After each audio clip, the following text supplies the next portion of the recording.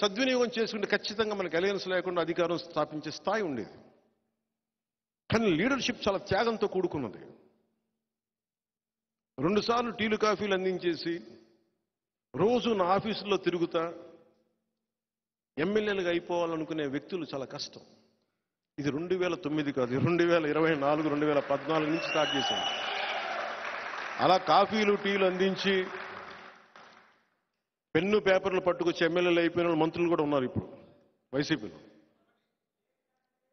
వాళ్ళని కాదు, అది అర్థం అవ్వాల్సిన వాళ్ళకి అర్థం అవుతుంది. ఎందుకు అలాగే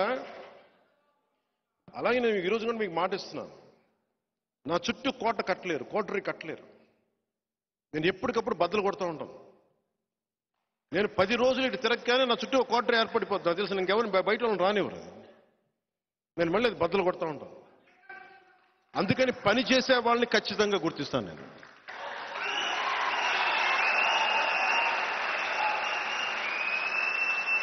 పని చెయ్యని వ్యక్తుల్ని గుర్తించకపోవడం అంటే ఏముండదు. కానీ నన్ను బ్లాక్మెయిల్ చేసే వాళ్ళని మటుకు నేను అస్సలు స్పేర్ చేయను. వాళ్ళకి అర్థం కావాల్సింది నేను మెత్తగా వ్యక్తిని కాదు, మెత్తగా కనిపిస్తాను. నేను చాలా తెగించిన వ్యక్తిని. నేను మెత్తగా కనిపించినంత మాత్రాన, మెత్తగా మాట్లాడినంత మాత్రాన నన్ను కూర్చొని ఆడేసుకుందామంటే తర్వాత భవిష్యత్తులో నేను ఆడేసుకుంటాను మీ అందరితోటి. ఎందుకంటే ఇది మీరు నా మీద దాడి చేస్తే నేను పెద్ద పట్టించుకోను. ఆ బిడ్డ జనసేన, ఆ బిడ్డ గుండెల్లో పెంచాను దాన్ని. జనసేన మీద, జన సైనికుల మీద, వీర మహిళల మీద, నా వ్యవస్థ మీద, సమాజం మీద, దేశం మీద దాడి చేస్తే వాడిని ఎవడైనా ప్రత్యర్థి కానీ శత్రువు కానీ పరిగణిస్తాను. భవిష్యత్తులో అన్న ప్రతి మాటకి జాగ్రత్తగా వినండి. మాట టీవీల్లో చూస్తున్న వాళ్ళకి, ప్రత్యేకించి వైసీపీ గుంపుకి చెప్తున్నా.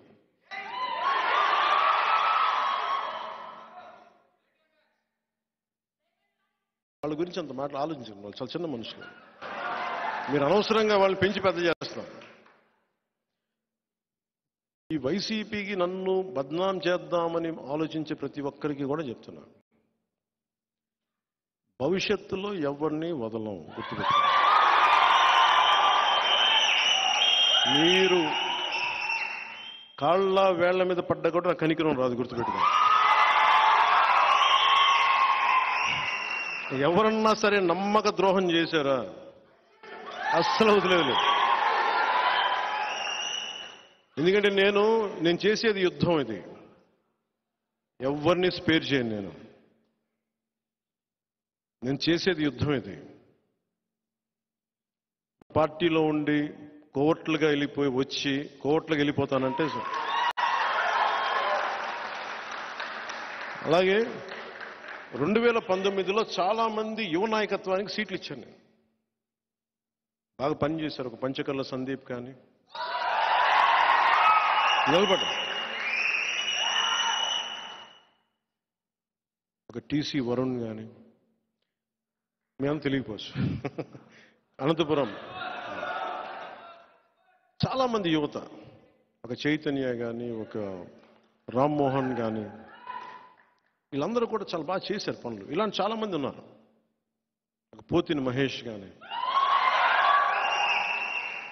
నేను ఎవరిని అంటే సమస్య ఏమొచ్చిందంటే అందరినీ ప్రొవైడ్ చేయడానికి 2 సమస్యలు. కొంతమందికి ఇవ్వగలిగాను, ఇచ్చి ఈ అలయన్స్లో భారతీయ జనతా పార్టీ కోరుకోవడం వల్ల కొన్ని సీట్లు వదులుకోవాల్సి వచ్చింది అదనంగా. దాంట్లో కొంతమంది మన వాళ్ళే నష్టపోయారు. మధ్యవర్తిత్వం వహిస్తే ఏమి నష్టపోతామో నాకు బాగా అర్థమైంది. పెద్ద మనసుతో వెళ్తే మనం చిన్న చేసుకున్న వాళ్ళు అయ్యాం. కానీ మంచిదే. నేను పెద్ద మనసుతో తగ్గించుకున్నా కానీ 5 కోట్ల మంది ప్రజలకి మా వాళ్ళు 10 మంది త్యాగం నిజంగా మంచిదే. విదురు నీతిలో ఒకటి ఉండదు.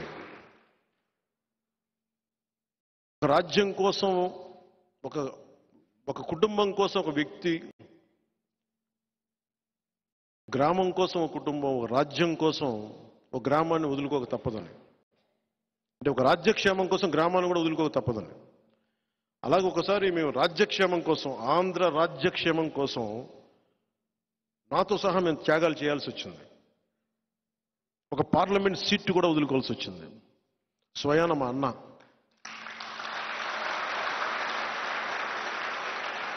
మా నాగబాబు, నాకు హిస్టరీ పాఠాలు నేర్పించిన నా టీచర్ నాని పాల్కీవాల్ అనే గొప్ప లాయర్ని నాకు పరిచయం చేసిన వ్యక్తి, ఒకలా నా టీచర్. నాకు ఆయనకి మాట ఇచ్చి కూడా నేను ఈ పొత్తులో దాన్ని త్యాగం చేయక తప్పలా. అలాంటిది మా అన్న ఈరోజు పొద్దునే లెటర్ పంపించాడు. ఏం పర్లేదు, నేను నీకు అండగా ఉంటాను, నువ్వు చెప్పిన 21 నియోజకవర్గాల్లో, అంటే నువ్వు చెప్పిన 21 నియోజకవర్గాల్లో మన అందరి అభ్యర్థుల కోసం కృషి చేస్తాను. నువ్వు ఎక్కడైతే అలయన్స్ పార్ట్నర్స్ ఉన్నారో ఎక్కడికి వెళ్ళమంటో అక్కడికి వెళ్ళి నేను పనిచేస్తానని మనస్ఫూర్తిగా మా అన్నయ్య నాగబాబు గారికి నన్ను అర్థం చేసుకున్నందుకు ప్రత్యేకంగా నా కృతజ్ఞతలు. ఇవి ఎందుకు చెప్తున్నానంటే త్యాగాలు చేయకుండా ఎవరూ లేవు. వీటన్నిటి వెనక రాష్ట్రం బాగుండాలని ఒక ప్రయోజనం. కొంతమందికి వచ్చినాయి, కొంతమందికి రాలేదు. రేపు పొద్దున ప్రెస్ మీట్లు పెట్టి నన్ను తిడితే నేనేం బాధపడను, నేను మీ ఆవేదన అర్థం చేసుకోగలను. కానీ స్థాయికి మించి చేస్తే మటుకు శిక్షణ చర్యలు తప్పవు. ఎందుకంటే మీరు నన్ను వ్యక్తిగతంగా ఏదైనా తిట్టండి, పొత్తు ధర్మాన్ని మటుకు ఆ స్ఫూర్తిని చంపకండి. అలాంటి వ్యక్తులు ఎవరన్నా కూర్చొని ఉన్నా కానీ భవిష్యత్తులో కానీ సమీప భవిష్యత్తులో కానీ ఖచ్చితంగా క్రమశిక్షణ చర్యలు తీసుకుంటాను. దాన్ని దయచేసి అందరూ, ఎందుకంటే మా నాగబాబు గారి గురించి చెప్తున్నాను, ఆయనకి మాట ఇచ్చి కూడా నేను వెనక్కి వెళ్లాల్సి వచ్చింది. అలాగే నేను ఎక్కడి నుంచి పోటీ చేయాలి, ఎమ్మెల్యేనా ఎంపీనా అని.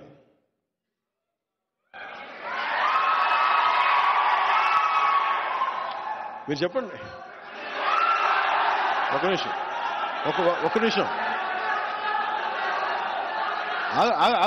ఆగండి, ఒక నిమిషం ఆగండి. వినండి మాట వినండి మాట. Silence, quiet. ఒక్క నిమిషం. అలాగే ఇప్పుడు నాకున్న తిరుపతి నిన్న ఇచ్చేసాను. అలాగే అన్నిటికంటే కూడా పిఠాపురం వీటన్నిటికంటే కూడా నేను అడిగేది వినండి. అలాగే అది బాగుంది.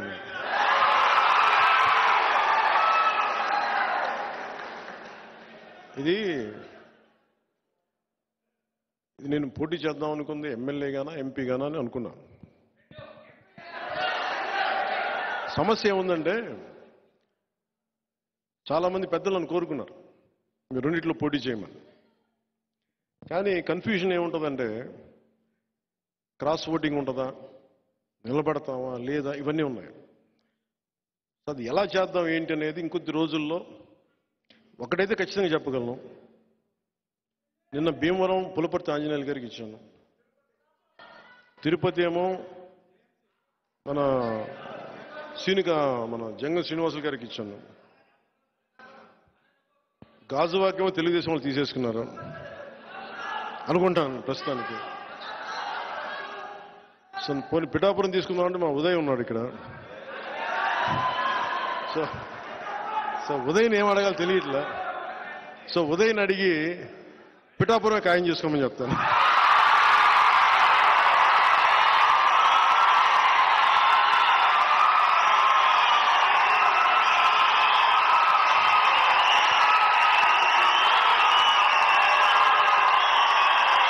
Thank you.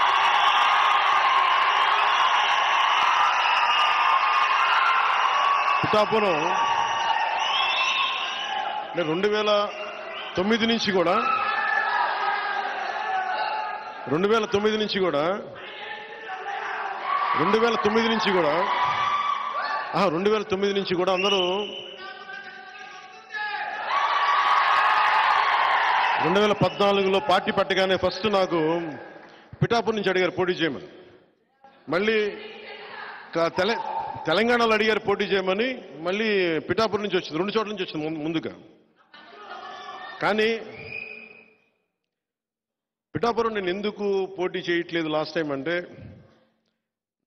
నేను రాష్ట్రం కోసం ఆలోచించేవాడిని. నేను నిజంగా చెప్పండి, నా ఎన్నికల గురించి నేను ఎప్పుడు ఆలోచించలా.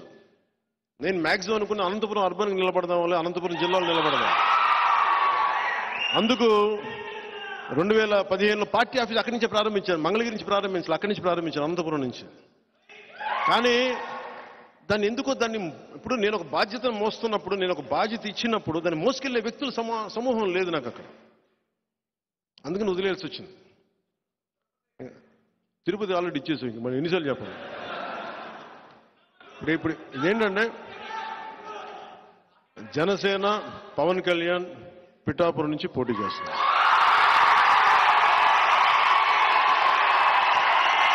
నా గురువు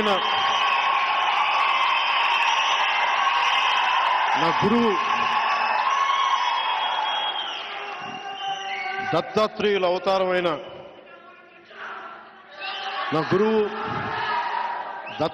అవతారమైన శ్రీపాద శ్రీవల్లభుడు జన్మస్థలం అది, శక్తిపీఠం అది.